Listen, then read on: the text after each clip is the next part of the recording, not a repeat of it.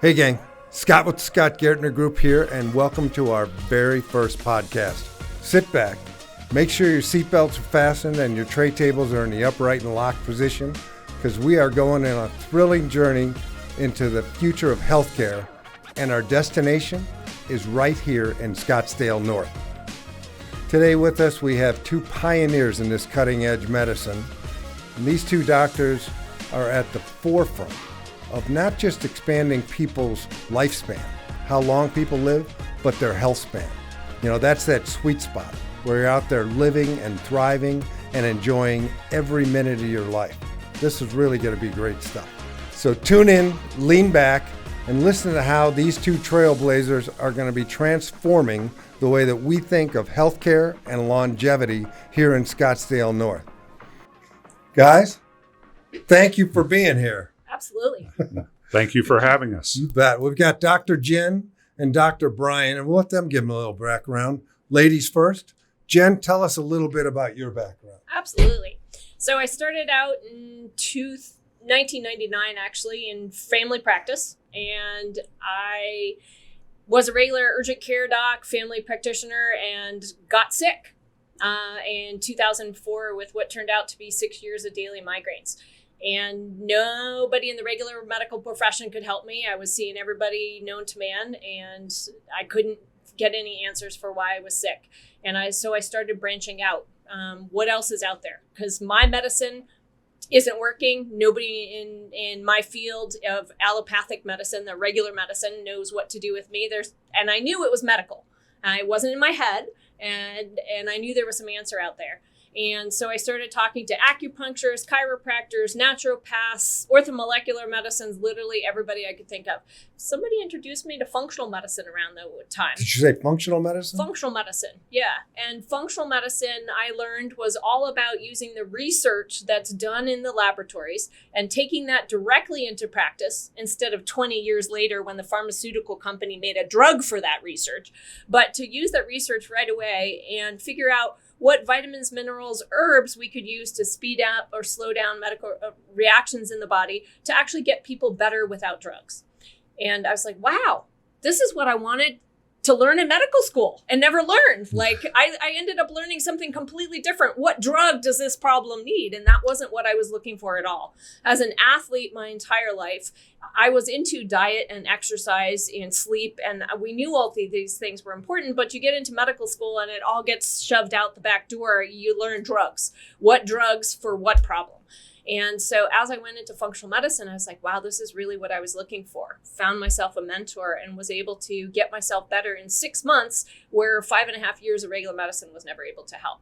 So really, I have invested my entire career since that time, since 2000, now 13 years, in functional medicine and getting people well, people that are, whether they're overweight, whether they're chronically ill with autoimmune disease or fibromyalgia, chronic fatigue, these kind of problems, to get them better and get them off their meds and knowing how to take control of their life again.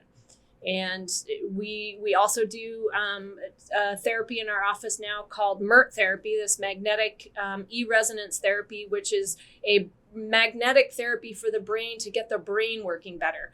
And because many of the folks that I work with that are chronically ill have a brain that doesn't work very well, just like mine didn't work very well with 6 years of daily migraines, adding this additional thing has just been a godsend for so many people, as well as myself, going forward in it, that we just wanted to share this information with people. And now I do have my MD still, but that's not what I practice. I have a functional medicine certification. I'm board certified in integrative medicine as well as family practice. So I put all these things together. What do we use best for each individual person that comes in? Yeah, but honestly, you say you don't use your MD anymore. Remember Marcus Welby, MD? Those guys are old enough to remember it. Right. That's what we thought a doctor was. Right. I think you're contrasting to what it maybe has become is they train you how to prescribe. Correct. On some level. Correct. I'm not trying to be negative. I'm just saying these guys only have so much time and they're trying to just solve symptoms, where Marcus Welby and, you know, the old time doctors solve problems. Correct. And that's very true too, because my husband will liken me a lot of times to a psychologist. He's like, all you do is psychology a lot of the day. And I said, yeah, because you know what? Many of our medical illnesses come from a psychological imbalance or psychological event that we haven't gotten over. So a lot of times I'm just here to listen and learn an awful lot from that. Yeah, and that's kind of just common sense, really. I mean, that we control a lot of things. I think inherently we all know that. But no, that's great. Well, thanks. That's a great beginning. Brian, tell us a little bit about your background.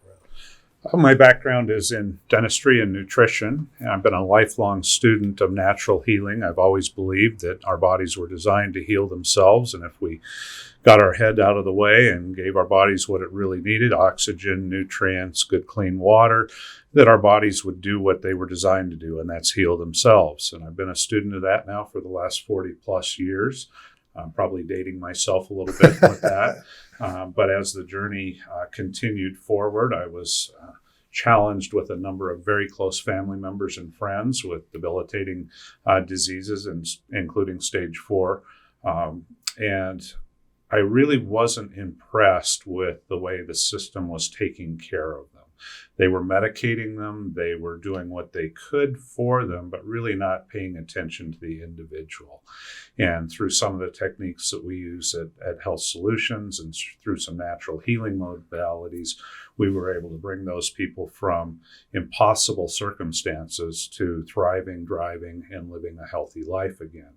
Also had the experience of working in the dark world of Alzheimer's and Parkinson's with some family members, and became very frustrated because even some of the simple things that we do today from a nutritional standpoint weren't allowed in those facilities.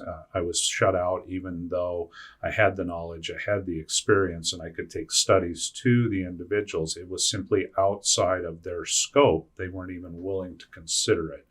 So at that point in time, I decided to make it my life's mission and my passion to pursue natural healing and share it with the world. My son also had a horrible accident.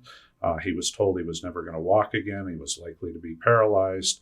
And I'm happy to say that today he is a guide out in Totonto National Forest on UTVs and ATVs 5 and 6 days a week. And he's an avid mountain biker.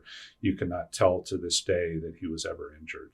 And it was just a few 6-7 years ago when he was told he was never going to walk again. He was never going to be able to function again. And, the only thing they could do was fuse his spine and leave him in a wheelchair for the rest of his life. We didn't accept that. And I'm glad to say that your body is able to heal itself, even under these extreme circumstances. And that's where Health Solutions was born, and that's why we're here today. I want to share the love with as many people as possible. We're here to, Dr. Jen and I both have the same passion. We're here to change the way the world views healthcare. It's traditionally been really sick care. We take care of the sick and we keep them that way, or we keep them just healthy enough so they feel a little bit better. But we're about changing the whole worldview of healthcare and how health is created, how health is maintained, and how if you listen to your body, it'll tell you what it needs. And we just follow along. We've got to get the head out of the way and let the heart do the talking.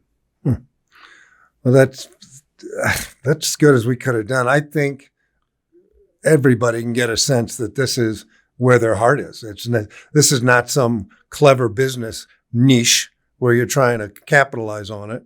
This is what you guys believe is what's going to be the way people are healed in the future, right? I mean, Absolutely. And it's what we're seeing, isn't it? Isn't it changing daily now? Yeah.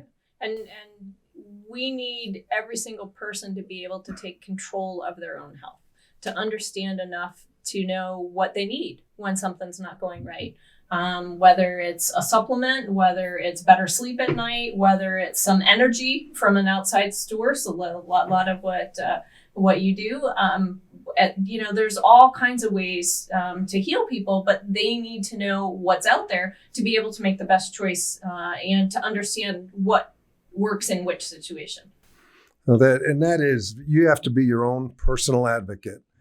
And I think also trust your instincts, because particularly over the last few years with COVID, I've lost where I was just a blanket trust with the medical profession. It's not there anymore for me. It's not there for most people anymore. There's very few people who blatantly trust their doctors now. It's always like, really, is that right? And I think with good reason. Yeah, I discovered with an illness my wife had that, doctors are all really good people, but when they don't know an answer, I think they sometimes they make things up, or they just get frustrated, blame the patient. We went through some really tough times that way. And so I think we're breaking out of that rigid old way, and now we're going to have more opportunities, more things available to us. Absolutely. You have to be an advocate for your own health care. You have to question decisions. You have to question what alternatives are available. There are a lot of alternatives that are out there that are, quite frankly, very inexpensive and very, very effective. They're not promoted because they're not in the standard practices, because they're not driven by the big machinery that generates all of the income for the healthcare industry. Many of these have been around for hundreds of years, and yet we, as a society, have refused to pay attention to that. Acupuncture being one modality that we integrate into our healthcare systems and health solutions. And people often ask me, well, does it really work? Well, it's been around for 4,000 years. And sticking sharp needles in your body is not real sexy. It's not a great marketing plan. It doesn't have any real buzz in the marketplace. But it's still here 4,000 years later. Why? Because it works. Now, does it work for everyone? No, not everything works for everyone. We've got to customize everything that we do for each individual client or patient that we see. And we have to have a rapport with each of those clients to understand what they're going through. And I think that's where Western medicine, in their requirements to see so many patients, and I really feel for our brethren in the medical field, because they're pigeonholed. They were taught to think, and the system has taken that ability to think out. And now we're on a 5, 10, 15-minute schedule, and we have to check those boxes, and we have to get to the next person, or we get censored, or we get punished in some way because we're not following the standard practices. So that good old-fashioned doctor-to-patient relationship, where we're building rapport, where we're really finding out what's going on, what you're feeling, how you're feeling, that piece is gone. And I think society in a whole is now pushing Western medicine back to more of its roots, back to a position where we have to think, we have to build a rapport, we have to understand what our bodies are doing, and then communicate that to whomever we're working with to help make changes in our body. It's really about coaching the body to make changes that it's going to do on its own if we give it the right tools. And so I see the public really pushing this to happen. And there are a few of us that are out there that have been on the forefront, taking the spears and the arrows in the back, because we're promoting these things that are natural, yet we continue to see really positive results. Well, we don't want to go neuronegative here, but what you're doing is a bit of a threat to the standard practice as it is, right? Absolutely. And you see that a little bit? Yeah. And interestingly, one of the things that I've realized over time is that some of what's pushing this new interest is a lot of the Gen Xers and a lot of the younger people, because they take how they feel and how they live is so much more important. Our generation just learned to push through, and get the job done no matter how we felt. It was job come before anything else. And the younger generation has been taught, hey, quality of life before job. And so all of a sudden they're like, this 15-minute thing is not when they start having problems, which unfortunately too many of them are having earlier now too, they're like, hey, this is not working for us anymore. This is not what we're looking for. We want to feel healthier now, and 15 minutes when you don't even know who I am, not buying it. Yeah, that's good. And, the other thing they bring to the table, and we won't talk positively about these younger guys too much, but we had authoritarian parents, and we respected authority without question. And so that was the doctor. Yeah. And these kids aren't seeing it that way. No. And on this level, that might be a good thing. Yeah. I think the younger generations are paying more attention to their health earlier on. They're seeing how, our generation, I like to say, we spent all our health trying to acquire wealth. And now we're trying to spend all of our wealth to reacquire our health. And, our children, our grandchildren are seeing this process and saying, wait a minute, you guys are crazy. Why beat yourself up just so you can hobble around when life is slowing down and you should be out thriving, driving, and feeling amazing? And they've got a very valid point. We have destroyed our health. And so I think they're taking charge more so. Certainly they're more aggressively questioning why and challenging that authority that, those of us who grew up in previous days, we weren't allowed to do that. I think it's very healthy. Sometimes for practitioners, it can be a bit challenging, if you will, because we've got to be open to that criticism. We've got to be open to those questions. And those are hard questions. And if we don't have answers, then we're going to look bad. And so oftentimes I think that's why people are shut down with their traditional, physician, is they simply don't have time to explain everything and certainly don't have time to be challenged. And they don't have time to do research, right? Really. No. Exactly. And it's the system. It's not the doctors. I want to make sure everybody understands that. Anybody who goes into healthcare is really a caring, self-sacrificing individual, because in order to make it, to even get there, you have to sacrifice so much personally. It's not about the money. It's about the passion to care for others, to help them heal, to help them get better. Unfortunately, the parameters around that system have squeezed that portion of healthcare out. I completely believe that. The people I know that are doctors were about contribution, at least at some point, at least in the beginning, because like you say, you sacrifice your early years not doing what a lot of kids are doing. Yeah, and a lot of the doctors, because they're realizing that what they learned isn't really what's helping people, there's a lot of burnout because they don't know how to escape the system. They weren't forced out of the system like we were because of what we'd seen and what we'd lived through ourselves. And so they're kind of stuck going, God, I'm not really helping people. And how long can I last doing this? And it's like, oh, I've got another 5 years, or I got another 10 years. And it's unfortunate. But as physicians, when we get through school, I think I got 4 hours of nutrition education when I went through medical school and residency. 4 hours. That's nothing. How can I possibly tell somebody how to get their cholesterol down, or how to lose weight, or what to eat for diabetes if I don't understand the basics of nutrition? I went to medical school in the middle of the no-fat era. And when I was at medical school, I was doing triathlons. I was on a triathlon team. And we were all trying to run triathlons doing no fat. I mean, how good do you think we did? Not very well at all at that point.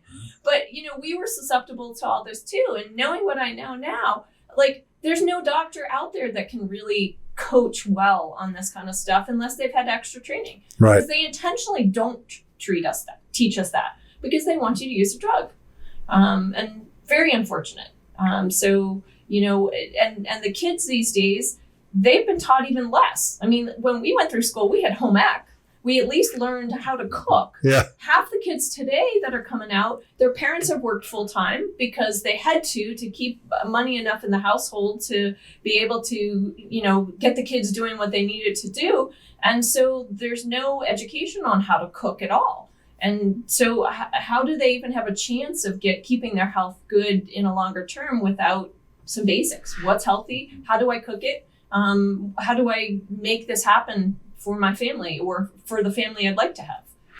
That's good. I think that we've made it clear that doctors are good people, but there's a problem in the medicine system. In the system. The system is broken. Absolutely. It's driven by money, not results. Mm-hmm. And a lot of that money is pharmaceutical, right? Which is my last thing I want to do, is to do it with medicine. Right. As a matter of fact, the pharmaceutical companies are those that are training physicians. They're the educators. Truly. So all we learn is, okay, you got this diagnosis. Well, you got these symptoms. what are the possible diagnoses? And based on which diagnoses you choose, here's your drug. There's no looking at the person overall and going, oh, you got this system wrong, this system wrong, this system not working right, this system not working right. How do we put this all together into one all-encompassing answer for what we need to look at? It's like, oh no, your lung system is off, your blood sugar system is off, your kidney system is off, and we'll send you to each of the individual specialists. We're not an organ system. We're a whole being that all interacts together. And unless you look at it that way, you're never going to get results. And that's why so many client people are so frustrated with the system, because they know that, but they don't know where to go next. Yeah. Before I met you guys, I don't know where I would have gone. Thank you. We're glad we could open some doors for you, Scott. Big time. You know, and I think, overall, as we've said before, people are hungry for knowledge. Yeah. They're hungry for a doctor who will sit down and spend time with them and actually educate them on what's going on in their body and how they can take charge and how they can change that. It's just a heart psychologist. As Dr. Jen said, it's about listening. It's about, touching in a way that we can understand what's going on. It's about, using your ears to listen twice as much as you use your mouth to speak, because when we listen, we learn so much more. Your body gives us cues or clues. I mean, walking in the door, I can see if you've got a knee issue or if you've got a hip issue. We want to delve into what is the root cause of that issue. How can we coach your body now to let go of the pain, to let go of whatever it's going through and correct those things that are malfunctioning, if you will.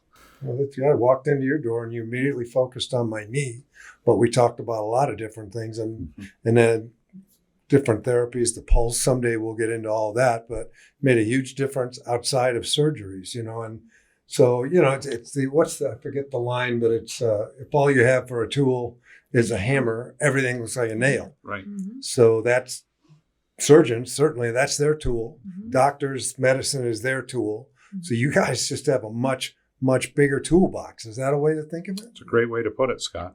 And I hear from people a lot that they don't feel like they get heard in medicine. So even if you were just a sounding board to actually listen, but you actually have more solutions than a systematic doctor would have. Yeah, absolutely. As an MD, I've got all the regular MD solutions, and then I've got the integrative medicine, adding the acupuncture, adding the chiropractic, adding the other places that I can refer people to. And then I got the whole functional medicine with vitamins and minerals and enzymes and energy medicine. Like, let's add some energy to the body and let's see where we get from there. So, I mean, and Brian's got a lot of, same different machines, different systems, but we all use all of these to each person's best needs. And it does give us a lot more answers.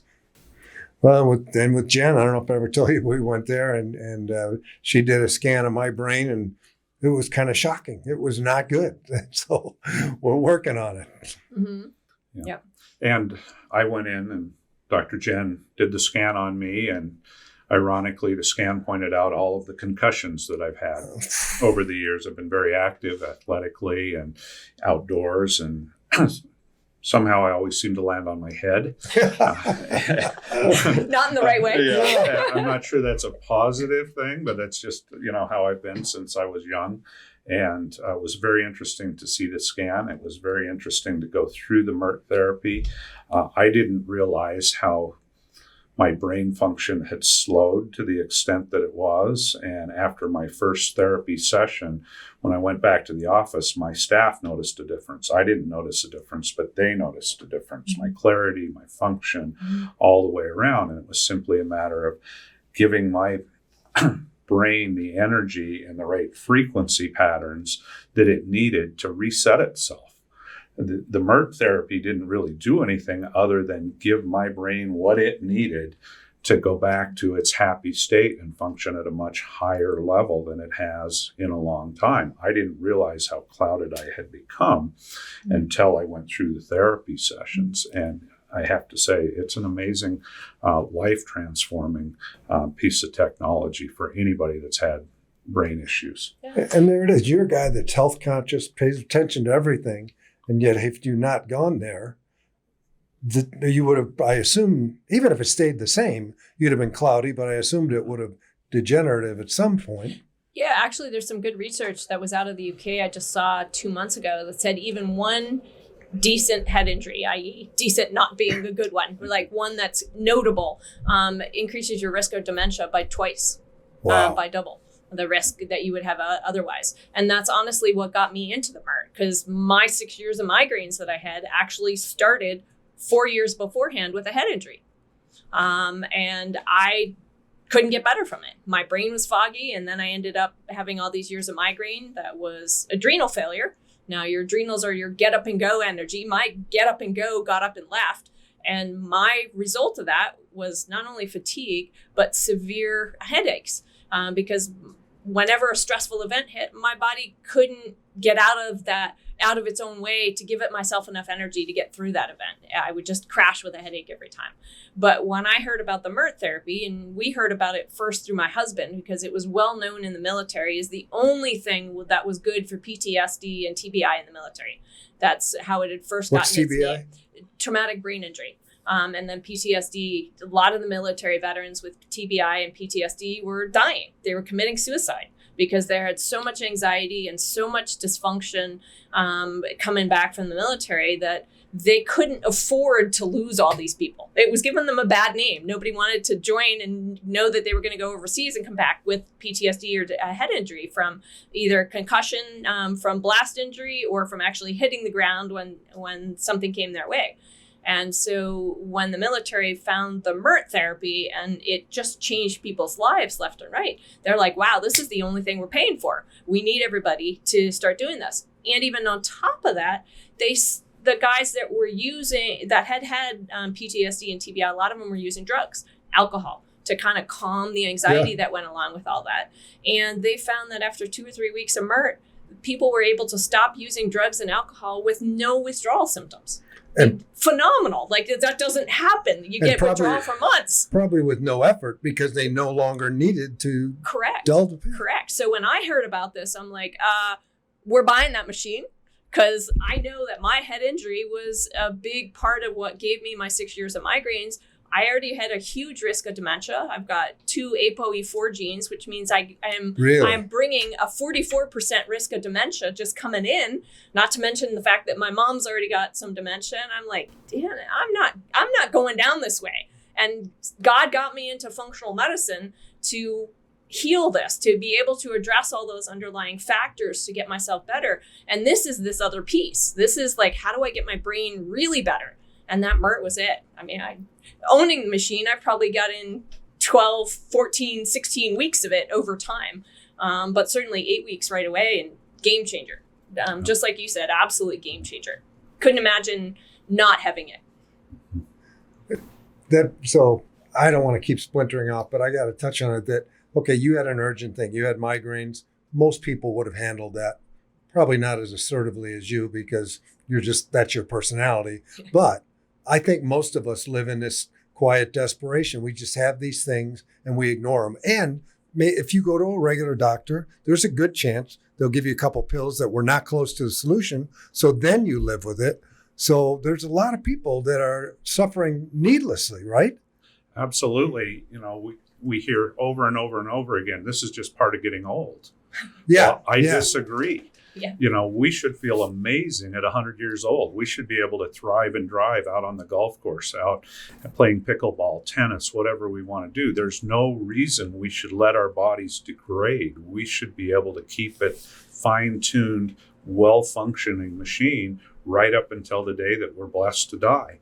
That's how we shouldn't do this slow crawl that we're doing so much right now. And that's your health span versus lifespan concept. We've been pretty good at extending the lifespan of people, but the health span, the years that they're actually healthy, invigorated, thriving, feeling good, that span has been shrinking. So with all the medications, with all the surgeries, with all the artificial intelligence things that we've developed to help extend our life, we really haven't been good at extending our health span. So that's what we're really here to do, is to help people understand that it's not how long you live, it's how much quality of life you have while you're living. So, we see people well into their 90s that are still playing golf 3 and 4 times a week and feeling great. That's what we want to do. We want to get, the public and all the listeners to understand that it's in your control. There's some things out there you might need to explore, some different opportunities or options that you haven't seen before. But really, your life is in your control, and the ability to feel amazing again, no matter what your challenges are, those answers are before you. You just have to seek them out and look for them. So that sounds like hyperbole, like just an ideal thing. But you believe that's a possibility too, right? Oh, absolutely. And you've seen it. I talk to people all the time about arthritis. Any athlete, you get a bunch of joint injuries along the way. It happens. But you know what? Just because you have a joint injury doesn't mean that joint has to hurt. Because if it hurt, it's because it's inflamed. If it's inflamed, you're doing something. Your muscle imbalance is wrong, or you've got too much inflammation in your system that's focusing on that joint. Too much inflammation in your system is what you're eating, first and foremost. And nowadays, our world is so toxic. We're so full of heavy metals. We're so full of pesticides that are killing off our gut bacteria. We're so full of all kinds of other chemicals in our plastics in our environment that are sending our hormones all up, that we are dying earlier than prior generations. I went out in October to go to my grandmother's home place.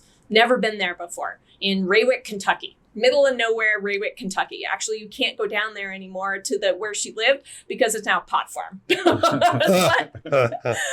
Welcome to rural Kentucky. But what was interesting, then we visited all these grave sites, and people either died in the first 5 years of life, or they were 90 and 100 years old, literally 85, 90, 100 years old. People aren't living that long anymore. And this is from people that were born in the 1870s to 1900s. They were living in their 90s and 80s and 90s and 100 years old. You're seeing people dying of heart attacks now in their 20s.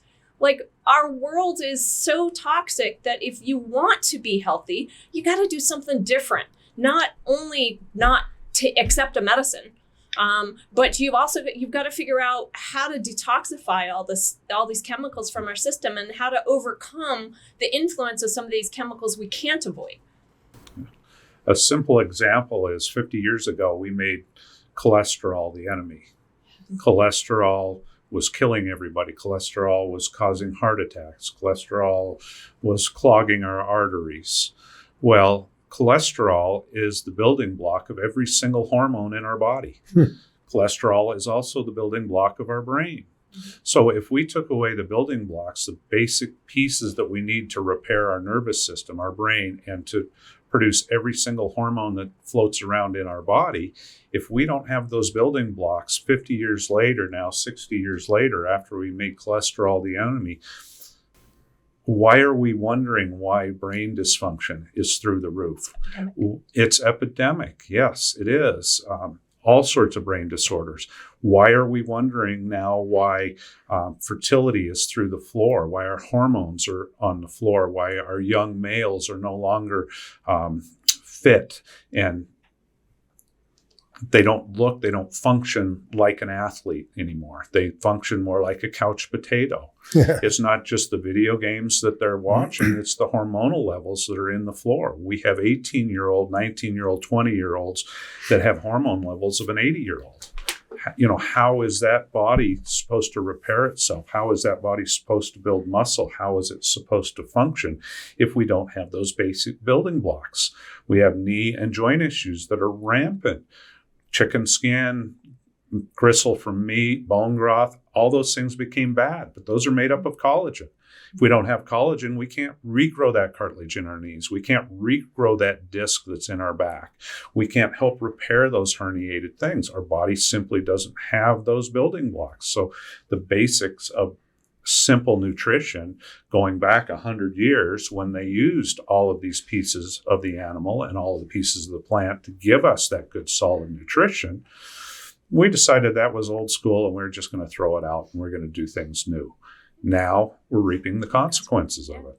It used to be old cultures, ancient cultures, they all ate organ meats. They all ate bone broths. They had a pot on the stove all the time that was just throw new stuff in as it went along. So stuff was just cooking and brewing and growing more nutrition out of it as it cooked longer.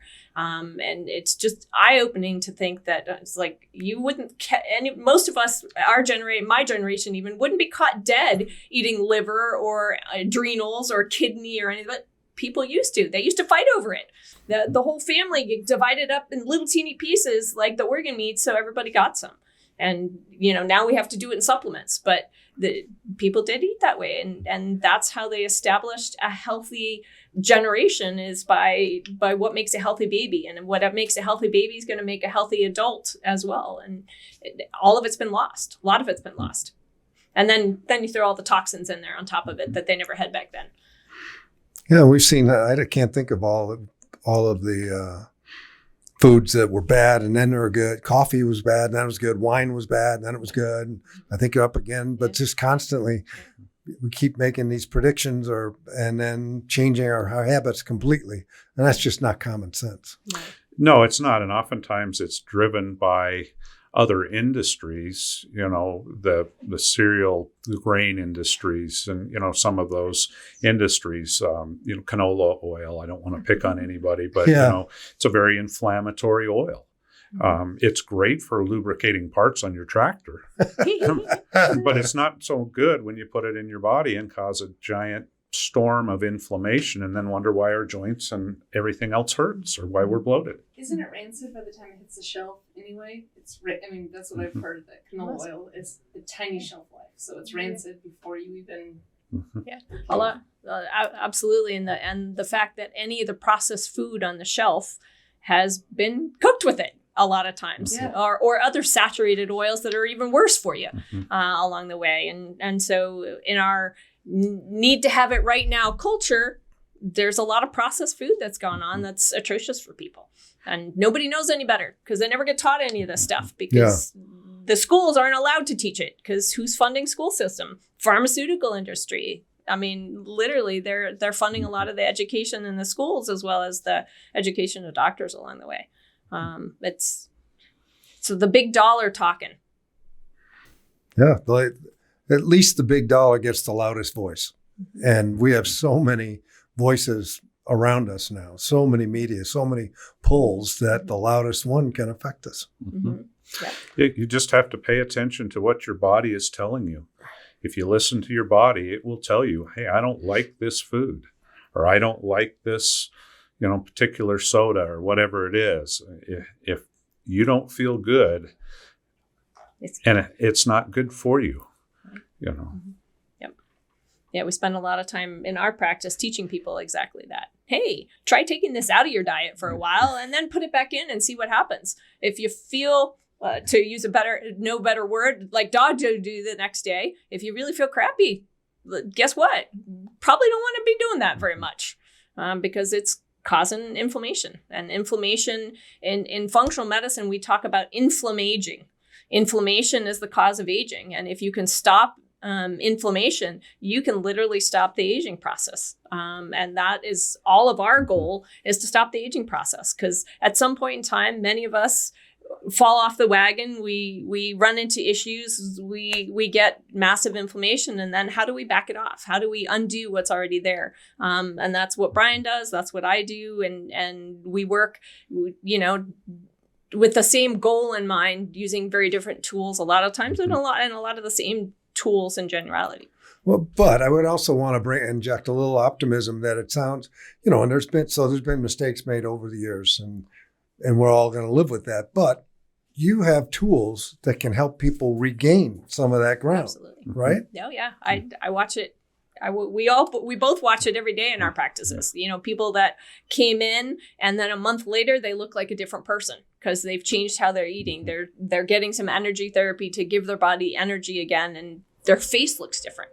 Their voice looks different. They walk different. Mhm. Like literally you can see somebody walking down the hall and like, wow, like Yeah. I can't believe that's the same person. It's so nice. It's such a positive thing for us to see that change. So they don't even have to open their mouth. Right. And we're like, wow, we got it. Yeah. They're on the right track. To see somebody who's been in a wheelchair for a long time be able to get up out of the chair and take themselves to the bathroom, or to be able to walk upstairs to their bedroom again because they can, versus being stuck in a hospital bed in the living room and using a wheelchair.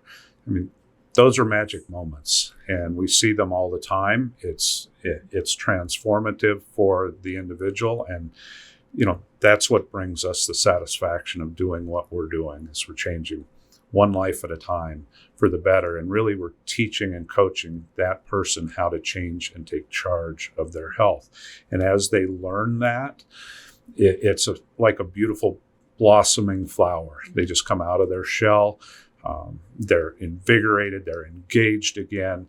There's hope for a life well lived. Wow. And they never lose that information, because when they've been able to turn their life around, they're like, I'm never going back. There's no way I can walk those other steps ever again, because I see how good I feel now versus how I felt then. And it transforms generations, because their family sees it, their friends see it, and then all of a sudden this hocus pocus that we've been talking about, this new form of taking care of your body, it becomes a reality. It's no longer Star Wars. It's now a reality that is here today. It's an option. For us, we can see it on your faces. Clearly, that's what you're doing. This is to see those type things happen. In fact, I've talked to Brian about it, but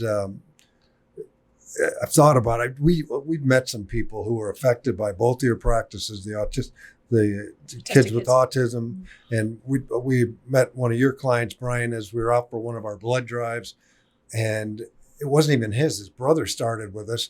And then he came over and told us the change in his life. And he was like stage 4 cancer and now completely out of it and healthy. And I would love to do a podcast with a couple of those, so that people start to get a sense of, oh, they're not just making this stuff up. And, when I was going through my 68 years of daily migraines, I was suicidal several times, because I literally thought there was no hope. I had no idea what else was out there. I didn't know what else to do. And really my passion now is to give those people that are stuck in the regular system that hope that, hey, there really is an answer, and we can help you find it. And it's not just me. It's like the other people I know, because everybody I know is doing little bit different stuff than me, but we're all needed together to get people to where they really need to be in the long run. So I don't want anybody else to be hopeless. There's so many avenues out there outside of the system to really get the results for people that they wanted. I'm so glad I never gave up, but I was in a really interesting spot as a doctor already to say, hey, I know this is medical. It's not in my head. When I went through my journey, I was at Mayo Clinic after 4.5 years going, God, I'm on 5 different meds, guys. What can you do? There's nothing else working. And they're like, oh, you can do Botox. Like, Botox? Like, Botox is a neurotoxin. My brain is barely functioning right now. I can barely get through my day. And you want me to do Botox? And you want me to inject it every 3 months, which is just telling me it's just covering symptoms up. It's not really fixing. How could I do that? How can I do that? I know enough to know that's not the right answer. But a lot of people don't know that because they don't know enough medicine. They've always been listening to their regular doctor. And so thank God I did know enough to say, hey, there's more out there. I'm not accepting this as an answer. Well, it's good personality types too. You are tenacious, but not everyone has that drive. So who's going to push them? That's sad. Hopefully this podcast, somebody out there hears this and maybe just make a phone call. Just call these guys. And if it's not them, we'll direct you. You directed it. You'll be at least engaged in the inquiry, because I can tell you both want to contribute, make people's lives better. Right. It takes a village. And in the village, there are a lot of different experts. And in this space of natural wellness and healing and full body rejuvenation, if you will. Like-minded individuals and practitioners tend to congregate together. We don't view each other as competition. We view each other as assets so that we can help each individual patient or client find the best answer for their challenges so that we can reinvigorate that hope. That's really what it's all about, because if your mind believes that you can heal, you're halfway there. Well, that's probably a great place to stop with this one. But is there anything else that you guys would like to add that you thought of in the midst of this? One of the things I love when I sit down for an interview with somebody, I'll sit down for an hour initially with the first interview, and there's so many people that come away with that conversation and they're like, wow, I just feel better already. And they don't know why they feel better. But I was like, you realize why you feel better is because suddenly you have hope. You have faith that I'm hearing you, I'm understanding what you're saying, and I have options for you. Options that are not necessarily all with me. They may be with somebody else, but I have this group of people around me that we can help you get to where you want to be, and you can get your life back again. And it's just an amazing thing to be able to give that hope back to people again. Yeah, Scott, I want to thank you for allowing us to share our passion, to get the word out. My mission is to touch 1 million lives. And if I can touch 1 million lives out there, then I've done my part here on this earth. So Thank you for letting us share to touch that millionth life. Well, you've touched mine, both of you. Thank you very, very much. And let's continue this. Let's do this some more. But for you guys, I think you can get a sense of these people. They want to contribute. If you need help, ask them. Thanks for listening.